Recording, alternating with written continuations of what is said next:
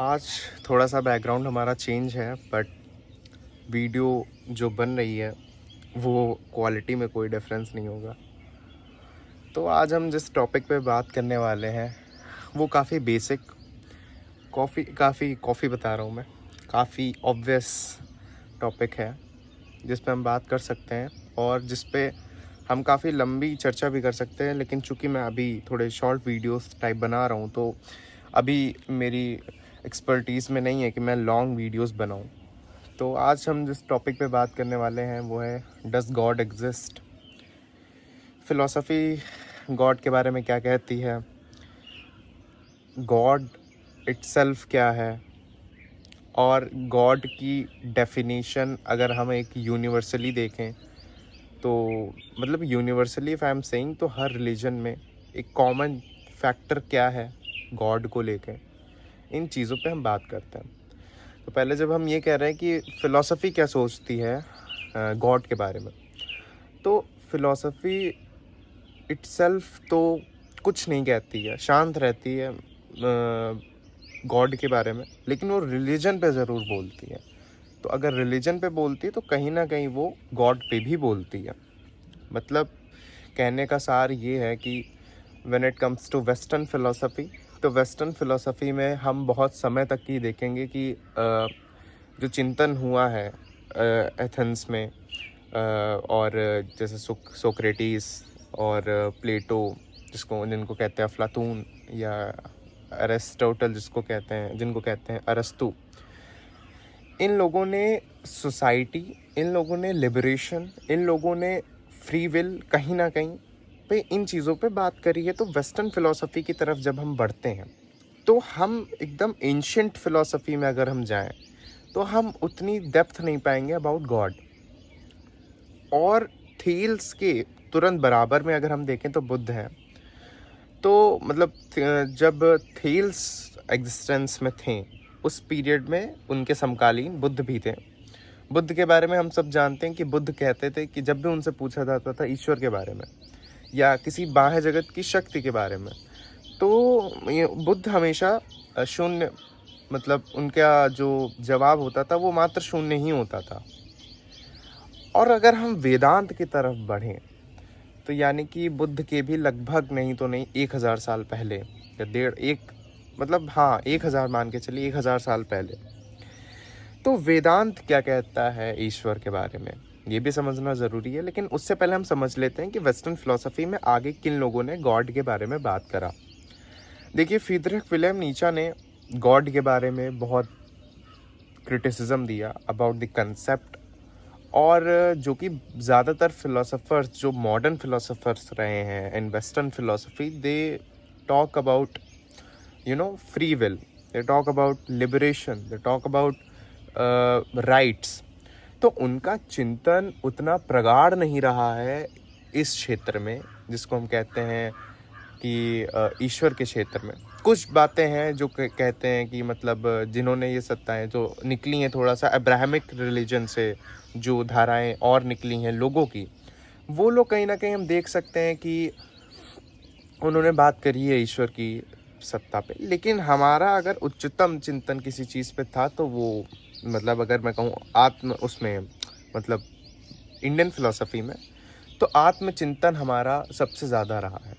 हमने शुरू में हमने बहुत कम समय के लिए बात करी थी कि कोई बाह्य जगत में बैठा है जो रचनाकार है, जिसने इस पूरी सृष्टि का निर्माण करा और वो हमें देख रहा है, हमारे कर्मों को देख रहा है। ये शुरू की बातें हैं, ये बहुत बहुत स्टार्टिंग फेज की बातें हैं इंडियन फिलोसफी की। लेकिन बहुत छोटे पीरियड ऑफ टाइम में हम ये रियलाइज़ करते हैं कि ये सब कल्पना मात्र चीज़ें हैं। ये कहने वाला कौन है, ये सोचने वाला कौन है कि कोई बैठा है, ये कल्पना किसने करी है। तो बहुत सवाल एकदम से आए कि अगर मैं कह रहा हूँ तो मैं कौन है। अगर मैंने घोषणा कर दी कि ईश्वर है, तो ये घोषणा करने वाला कौन है। अगर मैं कह रहा हूँ कि ये दुनिया जो है किसी के इशारे पे चल रही है, तो ये बात कौन कह रहा है। तो इस पे चर्चा हुई है वेदांत की। वेदांत इन सब चीज़ों पे कोई भी बात नहीं करता है। जब भी कहता है अगर कि किसी की प्रार्थना करनी है, तो वेदांत कहता है कि वो शून्य ही मात्र एक प्रार्थना है जो आप कर सकते हो। कुछ भी बोलना, कुछ भी बोलना वेदांत कहता है द्वैत पैदा करता है। फिर इस चीज़ को समझते हैं, कुछ भी बोलना, कुछ भी कह देना, हमको जो ये प्रगाढ़ प्रकृति का प्रवाह है, इससे हमें कहीं ना कहीं अलग कर देता है। और पूरी वेदांत की टीचिंग ही इस चीज़ पे बेस्ड है कि how we can get into that situation where we find out our self as a non dualistic, and I would not say a personality, but something else which I can not express, और I can't say that. जब भी हम कहते हैं God की definition omnipotent है और सब कुछ है, इन चीज़ों की बात अब्राहमिक रिलीजन्स में बहुत ज़्यादा हुई है, जो थियोलॉजी में आती हैं, फ़िलॉसफ़ी के क्षेत्र में। लेकिन हम अगर बात करें कहीं ना कहीं ईश्वर के चिंतन पे, तो हम कहीं ना कहीं मीमांसा दर्शन की तरफ बढ़ सकते हैं, पूर्व मीमांसा। और मीमांसा में हम जब जाते हैं तो पूरा वो कर्मकांड पे बेस्ड है हमारा वो दर्शन, हमारी वो पूरी धारा जो है वो कर्मकांड पे ही बेस्ड है। लेकिन हमें ये भी वेद बता देते हैं कि वेदांत सर्वोच्च है, वेदांत से ऊपर कुछ नहीं है। प्रस्थान त्रयी में जब हम आते हैं, तो जब हम कहते हैं कि कोई आचार्य कहलाने के लायक तब है जब उसने किसी जो 3 पुस्तकें हैं उस पर अपना भाष्य दिया हो। एक तो वेदांत सूत्र यानी कि ब्रह्म सूत्र, एक भगवत गीता, और बाकी उपनिषद। इन चीज़ों पे जिसने भाष्य अपना दिया है उनका माना जाता है कि वो आचार्य हैं। ऐसा एक धारणा है जो कि लगभग नहीं तो नहीं 1400 साल पहले से चली आ रही होगी आराम से, इतना तो, क्योंकि 1200 साल पहले तो हम शंकराचार्य को देख पाते हैं जिन्होंने प्रस्थान त्रयी पे अपना भाष्य दिया।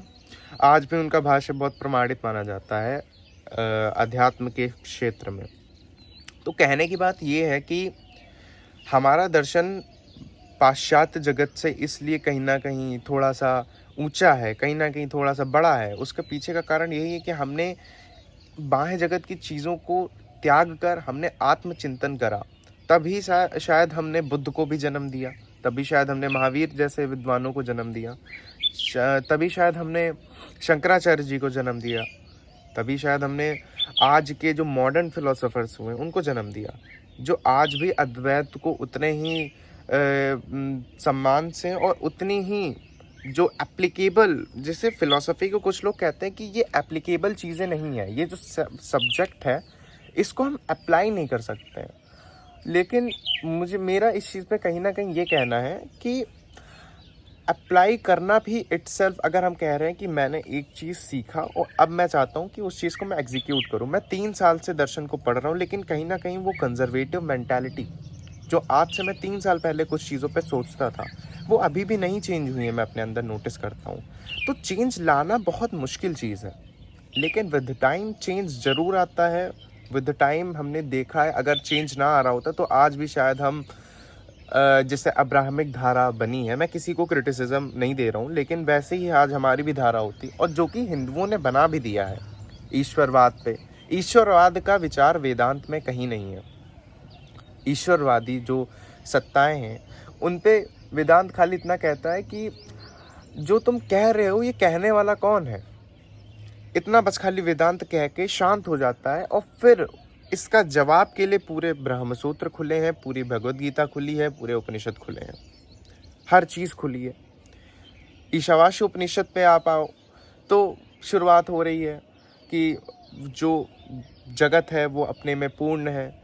और आज के वैज्ञानिक दृष्टिकोण से भी अगर हम देखें तो बहुत ज़्यादा जो कहा जाए, जो लोग ये मानते हैं कि ये क्रिएशन है किसी चीज़ की, उसको कुछ कहते हैं, उन लोगों को भी कहा जाता है। क्योंकि रिलीजन जो भी है, मतलब अगर पाश्चात्य जगत में हम रिलीजन की बात करें तो वो क्रिएशन पे बिलीव करते हैं कि किसी ने इस पूरी दुनिया को क्रिएट करा।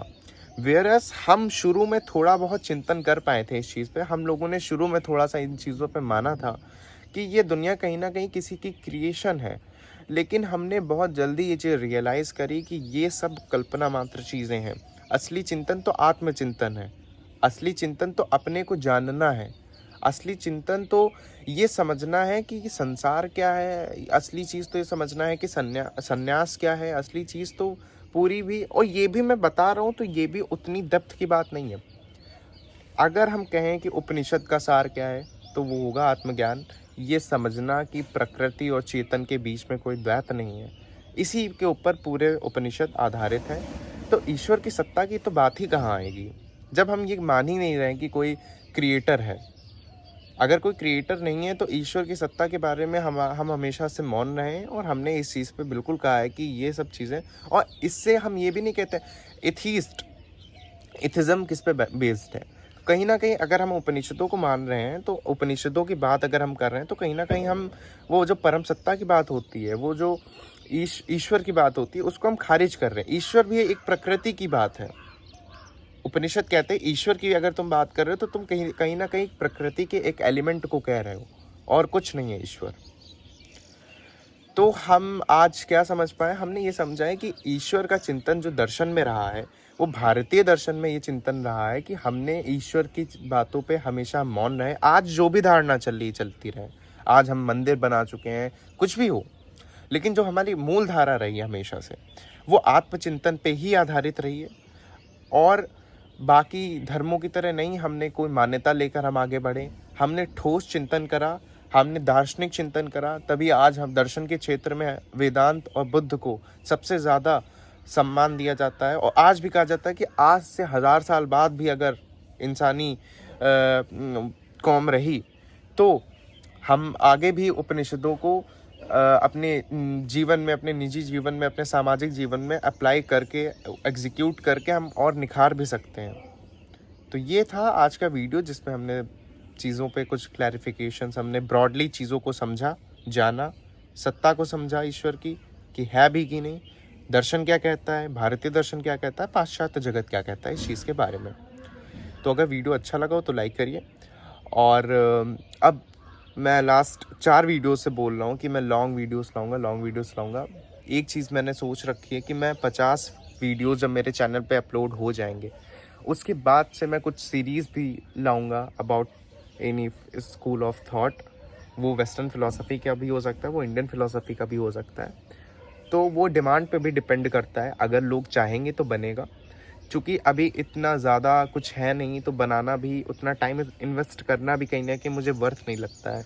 तो अभी मैं चाह रहा हूँ कि लोग जुड़ें हमसे, हमारे इस मिशन से जुड़ें, जिसमें हम ये चाह रहे हैं कि आदमी सोचने की शक्ति रखे, आदमी चिंतन, जो हमारी चिंतन की जो पूरी परंपरा है भारतीय दर्शन में, जिस पे सबसे ज़्यादा हमारे जितना चिंतन किसी ने शायद करा हो, तो हमें ये चीज़ को नहीं भूलना चाहिए कि हमारी परंपरा चिंतन की रही है, चिंतन मनन की रही है। हमारी परंपरा मानने की नहीं रही है, जानने की रही है। हमारे जो अभी कुछ रीसेंट फिलोसोफर्स भी हो, उनका भी ये कहना है, जो शुरुआती एकदम फिलोसोफर्स हुए उनका भी ये कहना है।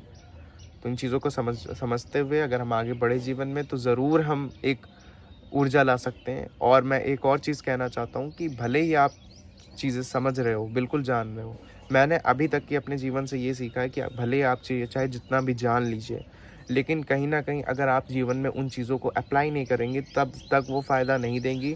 आप अपनी कंडीशनिंग से हमेशा जुड़े रहेंगे। तो इन चीज़ों को डेली लाइफ में अप्लाई करिए, इन चीज़ों को समझने की कोशिश करिए। यही था आज का video. Thank you so much for watching.